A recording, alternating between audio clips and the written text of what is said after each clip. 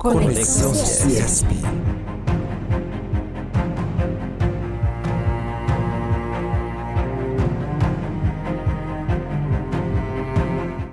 Olá, estamos com o Rafael Cervoni, presidente do Centro das Indústrias do Estado de São Paulo, o Ciesp. Tudo bem, Rafael? Bem você, Ricardo. Sempre bom estar com você. Bem. Muito obrigado.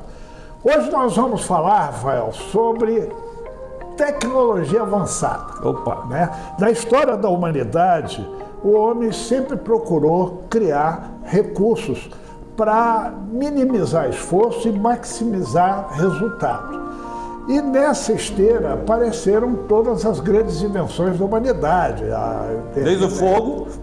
Desde o fogo, a energia elétrica, o avião, a televisão e o automóvel, assim vai. E hoje nós estamos no tempo da inteligência artificial. Outro dia uma pessoa perguntou para mim, você que trabalha com conteúdo, você tem medo, está preocupado com o avanço da inteligência artificial? Eu falei, não, eu estou preocupado com a permanência e crescimento da burrice natural. Essa é a mais perigosa. Que é mais perigosa do que a inteligência artificial. Essas ferramentas vêm naturalmente para o bem, né? E a inteligência artificial tem condições de aumentar, de ampliar significativamente a produtividade econômica, enfim, né? O Ciesp recentemente, com a Fiesp, com o Sebrae, com o Senai, fez um trabalho importante dentro do estado de São Paulo, levando a informática às empresas, etc. Nessa esteira, nós temos a inteligência artificial. Primeiro, eu gostaria de perguntar a você como é que você está vendo em nível global, lá fora, o avanço na indústria da inteligência artificial. Olha, Ricardo, esse é um grande tema mesmo. Esse é um tema que tem movido as grandes potências, especialmente a China, Europa, Estados Unidos. A China tem, inclusive, investido demais nessa questão, inclusive reduzindo o gap tecnológico em relação à Europa e Estados Unidos. Tanto é que essas duas outras superpotências estão muito preocupadas com relação ao avanço da China. Mais do que nunca, é importante, a quantidade de dados gerados na humanidade é brutal. Se a gente olhar, perceber, nos últimos 10 anos, a quantidade de dados produzidos superou o que se produziu ao longo da história da humanidade em uma vez e meia. Uma coisa de louco a quantidade de dados que a gente está vendo. Só que dados demais também confundem. Inclusive com a tecnologia, também a gente tem dificuldade de saber que dado é verdadeiro e que dado não é verdadeiro. Então é fake news. Então está aí a própria inteligência artificial ajudando a formar vídeos que você vê o Papa falando da Bíblia do demônio. É uma coisa de louco, né? E aquilo, né, é algo absolutamente criado para a ferramenta da inteligência artificial. A inteligência artificial é muito boa desde que usada para o bem. É uma ferramenta importante, você lembrou bem, que aumenta significativamente, potencialmente, a produtividade do ser humano, a produtividade das fábricas, dos equipamentos, num ambiente cada vez mais rápido de transformação. E dados, hoje, se você pegar uma pesquisa recente com CEOs de grandes empresas, 85% desses CEOs dizem que não tem dados suficientes para tomar a decisão. Não é por falta de dado, é por trabalhar bem o dado. Exatamente. Esse dado tem que ser trabalhado de maneira adequada, que sim, torna-se uma ferramenta relevante para tomar decisão. A questão do bem e do mal, ela é presente sempre, né? Então, as ferramentas da tecnologia vêm para o bem. Há como conduzir para o bem, para o resultado positivo. Você falou há pouco de um problema que eu tenho certeza que a tecnologia pode ajudar bastante, que é dados. A tomada de decisão, hoje, mais do que nunca, ela é em cima de informação, né? Então, o executivo, o empresário, tendo informação de qualidade, vai tomar melhores decisões e tal. Como balizar, como blindar para que não haja o uso errado dessa tecnologia? Aliás, acho que antes até, Ricardo, vale a pena uma discussão, que é o seguinte: ela é tão importante, essa ferramenta, é tão disruptiva, que ela vai mudar a vida das pessoas, e esperamos que para o bem, né? Mas nós temos que desmistificar até uma questão que o pequeno e o microempresário podem pensar erradamente que isso é uma ferramenta só para os grandes, de acesso só para os grandes. Não é. Nós estamos mostrando aqui no CIESP, na Fiesp, no Senai, inclusive no SESI, porque isso é algo que pode melhorar a nossa educação, melhorar a eficiência da educação. Aliás, isso nós aprendemos durante a pandemia, né, Ricardo? A hora que o professor foi para a sala, saiu da sala de aula e foi para o isolamento junto com os alunos, e eles foram para o home office, vamos dizer assim, eles desligavam a tela do computador e o professor imediatamente perdeu o contato com os alunos e se isolou. Então nós estamos vendo até se essas tecnologias, como a holografia, por exemplo, pode ser algo bom ou ruim, porque nós não podemos perder a nossa humanidade, inclusive com a inteligência artificial. Nós não podemos deixar que a inteligência artificial decida tudo por nós. Ela é uma ferramenta de tomar decisão, mas a decisão é sempre do ser humano. Então ela pode nos ajudar. Nós percebemos aqui, logo quando nós tivemos uma reforma importantíssima, que foi a reforma trabalhista, não sei se você se lembra, você como jornalista certamente se lembra, que alguns juízes começaram a ameaçar não utilizar a nova legislação para julgar os casos trabalhistas. Isso nos preocupou. Foi a primeira vez aqui que, de maneira sistêmica, nós usamos inteligência artificial. Então, nós contratamos uma empresa que ia demorar mais de 6 meses para ver, para nos dar informação se 6 meses passado a reforma, se as decisões estavam sendo tomadas a partir da nova legislação ou não. Até que nós pensamos, será que dá para usar a inteligência artificial? Bom, de 6 meses e centenas de milhares de reais, que foi o orçamento para fazer isso, a inteligência artificial fez em 72 horas uma análise de dezenas ou centenas de milhares de casos com qualidade. E aí nós falamos, não é possível. Usamos o nosso pessoal aqui dentro, cruzamos as informações, checamos aleatoriamente e 100% dos dados coincidiram, quer dizer, foi a primeira surpresa agradável que nós tivemos. Então, algo que ia demorar 6 meses, 72 horas, nós tivemos uma análise concreta e confiável dos dados. Rafael, a Fiesp e o CIESP recentemente fizeram uma pesquisa sobre o uso pelos empresários da indústria no estado de São Paulo da inteligência artificial. A maioria disse que gostaria, 60 e tantos %. Mas, na prática, usam a inteligência artificial alguma coisa muito pequena, 2, 3% e tal. Por quê? Porque ainda se acha que é coisa para gigantes e com um mega investimento. Hoje a inteligência artificial também, como você lembrou bem, tem o grande potencial de alavancar a produtividade econômica. A Fiesp, o CIESP, o Senai e o Sebrae lançaram uma jornada de transformação digital. E hoje, com mais de 20 mil empresas sendo usuárias do programa, que o objetivo é uma jornada mesmo, um caminho que leva à manufatura avançada, a indústria 4.0, trabalha com realidade aumentada, realidade virtual e a amarração disso à inteligência artificial. E o aumento de produtividade com pequeníssimos investimentos foi na ordem de 30% a 40%.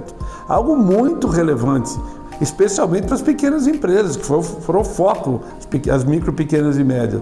E elas começaram a entender que com baixíssimo investimento, ou nenhum, porque a maioria absoluta, Ricardo, conseguiu investir através do ganho de produtividade que tiveram.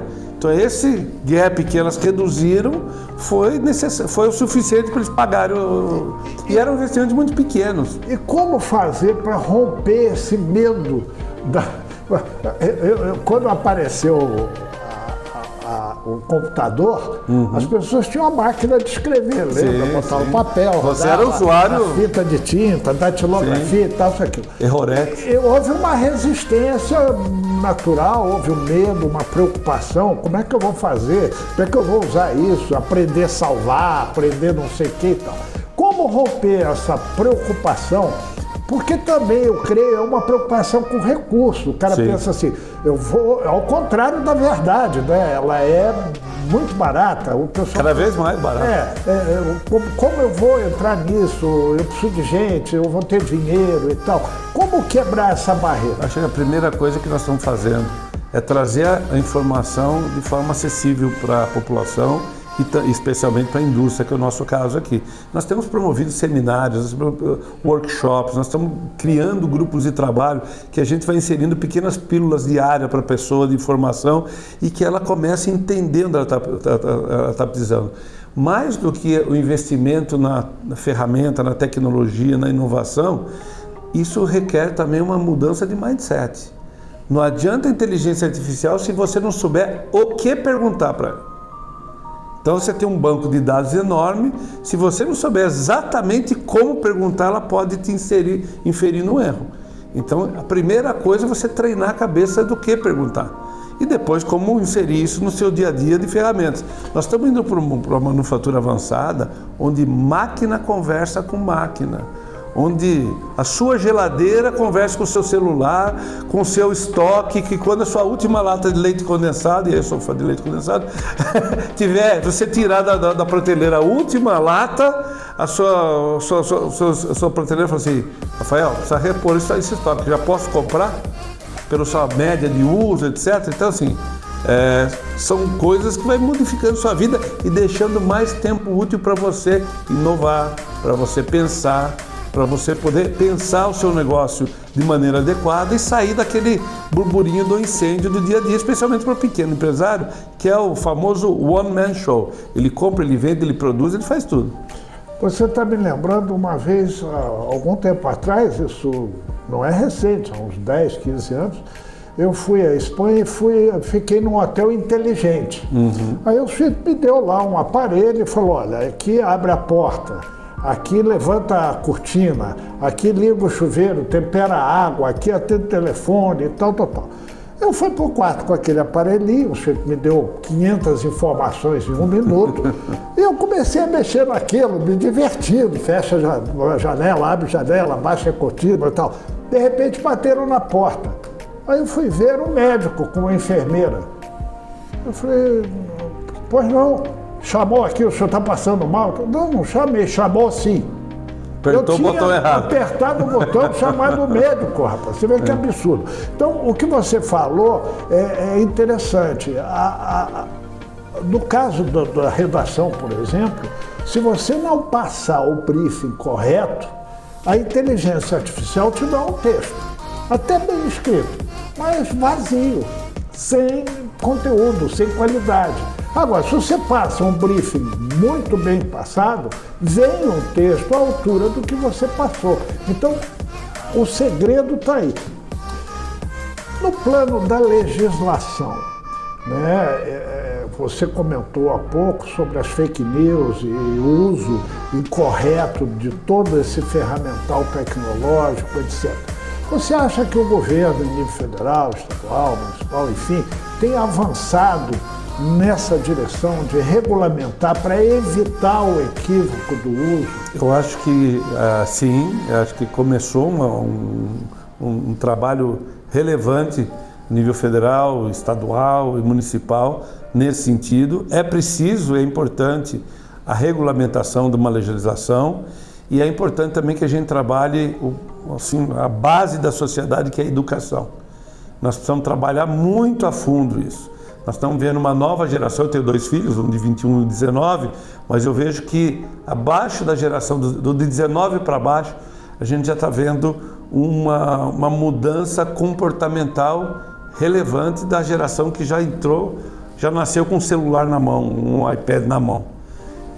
Eles estão lendo cada vez menos, eles estão ficando preguiçosos mentalmente em como raciocinar, e eles estão ficando, assim, entre aspas, escravos da ferramenta.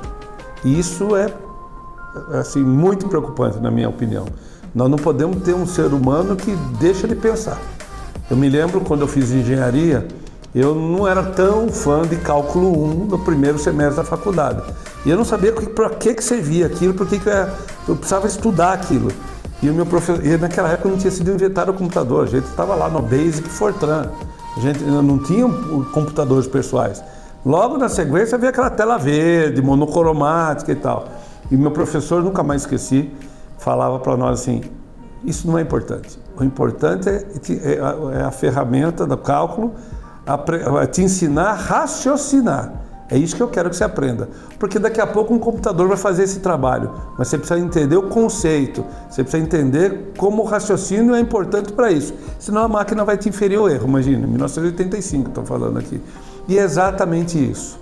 Então, outro dia para o meu filho, eu peguei um texto, ele está fazendo engenharia da computação, inclusive. Super relevante para o que ele está estudando. E eu falei, putz, eram 12 páginas. Ele não vai ler isso. Mas tinha um parágrafo que resumia a essência do artigo. Falei, Brunão, vem cá, olha aqui, ó. Lê só isso aqui. Ele fez assim, ó. Legal, pai? Falei, legal o quê? Você nem leu. Você não focou na frase. Não, mas já entendi. Falei, então agora você vai me explicar o que você leu. E claro que ele explicou tudo errado. Falei, agora você vai ler em voz alta essas 12 páginas. Claro que ele ficou muito feliz comigo, né? Mas aí ele explicou. E outro dia eu vi um estudo acadêmico muito interessante que dividiu um grupo em 3 segmentos para pesquisar um determinado assunto que era assim bem complexo.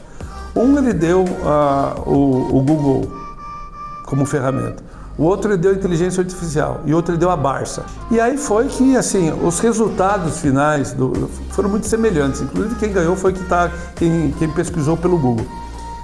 6 meses depois, ele chamou de surpresa, eles não sabiam que ia acontecer isso. Vem cá os 3 grupos. Prova sobre o que vocês fizeram. Os caras da inteligência artificial tiraram 0. O do Google tirou 2. E o da Barça tirou 8. Porque foi o único que armazenou, porque teve que trabalhar a informação, teve que, sabe, capinar, no bom sentido, né? O trabalho, a informação até que se tornou. Esse fixaram a informação. Você está falando uma coisa interessantíssima. Uma vez eu visitei uma instituição que abriga refugiados. E havia lá uma biblioteca e tal, eu fui visitar a biblioteca e tinha lá um rapaz negro vindo da África, lendo o dicionário. Ele não estava pesquisando, ele não estava procurando, ele estava lendo. Aí eu achei aquilo interessante, né? Outra língua e tal. Eu cheguei para ele e falei, escuta, você está lendo o dicionário? Ele falou, eu estou aprendendo português. E aprende mesmo. Eu falei, mas como assim? Não é chato e tal? Ele falou, não, ó, essa palavra significa isso, essa palavra significa aquilo. Eu estou aprendendo português. Então, a pesquisa, toda vez que você pesquisa... Você como jornalista... Você aprende para cima, para baixo, para o lado, né? Você acaba olhando mais coisas, você acaba aprofundando o conhecimento. E as nuances, né, Ricardo? Por exemplo, hoje nós estamos vivendo num mundo mega polarizado, onde a inteligência artificial vê o que você lê, o que você mais gosta, só manda informação semelhante. Você acaba não vendo o outro lado da história, né? Você acaba perdendo um pouco a avaliação, né, de que tem vários lados, a moeda tem 2 lados sempre. Você, às vezes, o ferramental, se não bem usado, induz você a uma preguiça mental. Isso. E aí você começa a ter deficiência cognitiva, né? As pessoas falam, a melhor maneira de combater demência, Alzheimer, arteriosclerose, é você botar o sujeito para pensar, né? Raciocinar, conversar, ler, se informar e etc. Ou seja, o cérebro tem que estar trabalhando. Rafael, voltando aqui para a gente encerrar, o CIESP tem um histórico de acreditar no desenvolvimento, de investir no aperfeiçoamento, de buscar instrumentação que possa permitir maior resultado com menor esforço financeiro, de pessoal e etc. Ou seja, a produtividade. Nesse momento da inteligência artificial, nesse início da inteligência artificial, você está vendo isso como um desafio? Você está sentindo que nas 42 regionais da entidade há uma vontade, há um desejo de conhecer, de aprender, de aplicar isso na prática? Sem dúvida que há, e muito forte. Há um desejo também de entender o que é a ferramenta, porque todo mundo fala muito hoje, e nós mesmos falamos muito de inteligência artificial e de descarbonização, e uma coisa até ajuda a outra, mas mais do que isso, não só nós desejamos, e é relevante, que a gente mude a realidade das empresas, para que adotem essas ferramentas e surfem essa onda e não sejam engolidos pela onda, como nós estamos usando o banco de dados de governos do Estado, do governo federal, dos governos municipais, usando o algoritmo, aplicando a inteligência artificial para fazer a transformação da realidade local, do desenvolvimento econômico do Estado de São Paulo e do Brasil. É um pouco como fala a ONU, pense globalmente, mas haja localmente. Então nós concluímos que se nós fizermos uma transformação econômica da região, da micro-região, da macro-região e interligarmos todas as macro-regiões, a gente faz o desenvolvimento do Estado de São Paulo.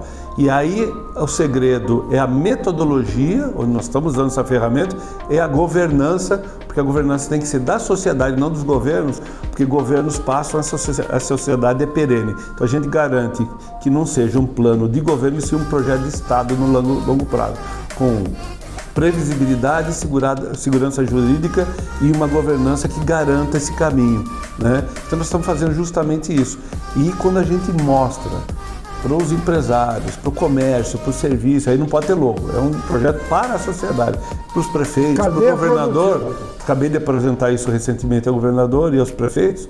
Eles olham e falam assim, puxa vida, mas os setores da sociedade que vocês estão falando que vão morrer são justamente o que eu estou investindo. E aqueles 5, 6, 7 que eu não enxergo são os que vão bombar. Então você entrega para as lideranças regionais informações relevantes que eles conseguem minimizar o erro quando eles trabalham o desenvolvimento econômico. Inclusive em setores da sociedade e regiões do estado super relevantes. Por exemplo, a ABCD, aqui perto do município de São Paulo. Tinha uma dependência grande da indústria automobilística, ela migrou para outras regiões, e é o que eu faço aqui? Inclusive para a gente buscar, Ricardo, com inteligência artificial, quais as novas vocações daquele município e como a gente trabalha a cadeia de fornecimento. Nós usamos essa ferramenta outro dia para uma mega empresa de indústria automobilística.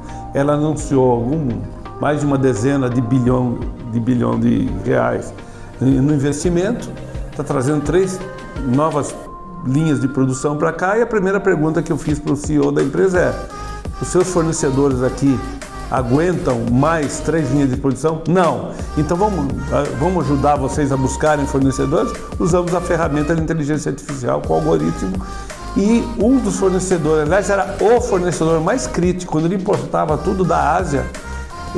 Sabe onde estava um grande fornecedor? A 482 metros da fábrica dele, não é quilômetros.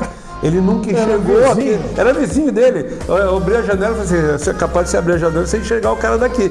Ele falou, mas nunca enxerguei esse cara. Mas está aqui.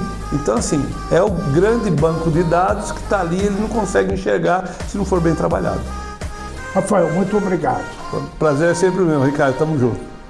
Ricardo Viveiros conversou com Rafael Servoni, presidente do Centro das Indústrias do Estado de São Paulo, o CIESP.